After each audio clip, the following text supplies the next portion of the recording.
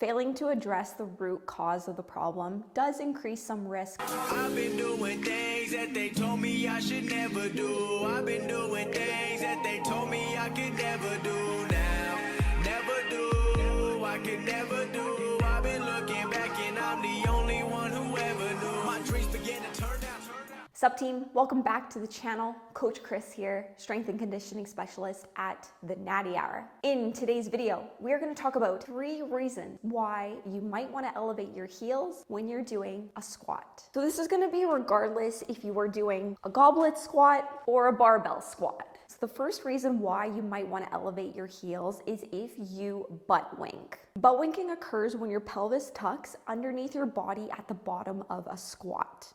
This causes your lower back to round, not something that we want, because we want to ensure that we are maintaining a neutral spine throughout the entire range of motion. So if you find that your lower back is starting to round at the bottom of a squat, this is what is known as a butt wink, and we want to try to mitigate that as best as possible. So while there are additional factors that you do want to consider if you are butt winking at the bottom of a squat, elevating your heels is a really good starting point. However, I do encourage those who are experiencing a butt wink to still go and pay a visit to their local physician, because there may be a mobility related issue or a stability related issue. Failing to address the root cause of the problem does increase some risks, because we do want to ensure that we maintain a neutral spine. We find that our spine is going into flexion at the bottom of a squat. It definitely can increase your risk of lower back related injuries, especially if you are loading that barbell. So definitely take the time to ensure that you are addressing the issue, but elevating your heels like this is a really great starting point to help mitigate the butt wink. So the second reason as to why you might want to elevate your heels is if you have poor dorsiflexion. Dorsiflexion is where you're pointing your toes up towards your shins. So your dorsiflexion actually increases as you are performing the squat. A lot of people, their heels tend to come up, and if this is happening, this is due to poor dorsiflexion. So for those who have been following me for a while, you know that 3 years ago now, I ruptured my Achilles tendon. Since then, I have had very tight ankles and very poor dorsiflexion in my left foot. And that's just due to the injury.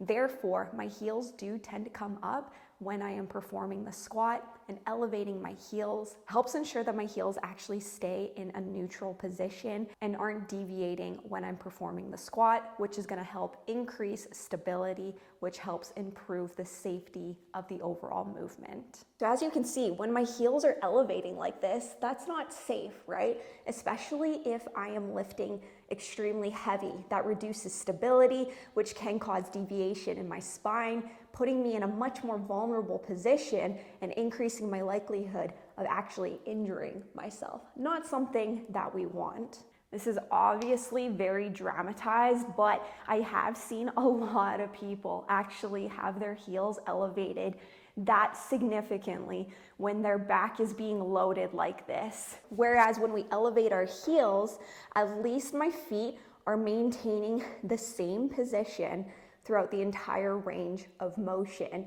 which is going to allow me to ensure that I am increasing stability, reducing that risk of injury. Now, the same thing with the butt wink. If you have poor dorsiflexion, elevating your heels is a really good way to improve your technique. However, it doesn't get to the root cause of the problem. So you do want to ensure that you are performing the appropriate amount of mobility drills, mobility exercises to help improve your dorsiflexion. So if you find that your dorsiflexion is an issue, just type into YouTube dorsiflexion mobility. Go and follow people like Kelly Starrett or Squat University. They are going to be able to explain specific movement patterns way better than me. That's their line of work, and it's going to be very helpful. So if you find that you are struggling with your dorsiflexion during squats, you find that your heels are elevating, make sure that you actually take the time to get to the root cause of the problem. Go implement some of those movement patterns that they discuss in those videos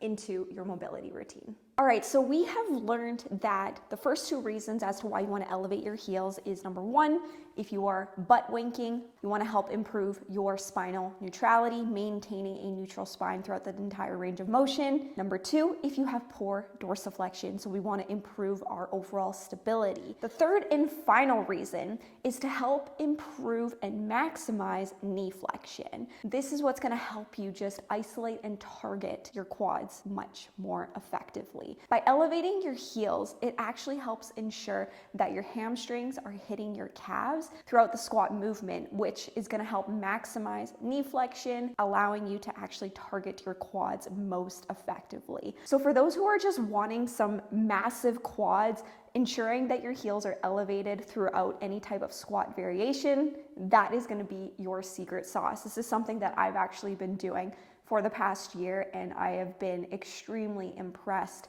with my quad growth. That's been my biggest focus, is just trying to grow my quads a little bit more. I have no problem growing my glutes, my shoulders, but quads, ever since I started lifting, have been a major issue.